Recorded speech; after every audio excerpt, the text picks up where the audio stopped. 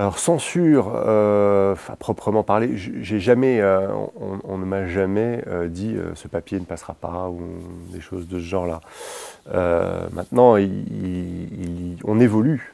Et de ce point de vue, le Républicain lorrain n'échappe pas à la règle. On évolue avec un certain nombre dans un environnement qui vous impose un certain nombre de règles tacites. Il y a des choses, et notamment, je le disais tout à l'heure, dans la période qui a précédé la prise de contrôle du titre par le Crédit Mutuel, il y avait un certain nombre de potentats politiques auxquels il ne fallait pas toucher.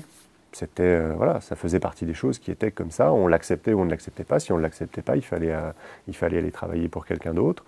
Il y avait aussi un certain nombre de responsables économiques locaux qui étaient voilà, très en cours avec la direction générale de l'époque, avec lesquels il ne fallait pas jouer. Voilà. Il y avait un certain nombre de règles qui étaient bien entendu non écrites, mais qui étaient juste assez fréquemment instillées par la hiérarchie à ce moment-là, et notamment quand j'ai commencé au Républicain lorrain à la fin des années 90, pour eh bien susciter les réflexes d'autocensure que chaque journaliste connaît bien.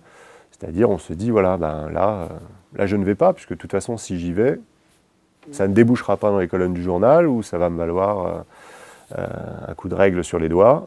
Donc, maintenant, il y a des tas de façons de faire émerger des informations. En règle générale, on parvient toujours d'une façon ou d'une autre à faire émerger, et si ce n'est pas dans les colonnes du Républicain, alors là, ça peut très bien être ailleurs.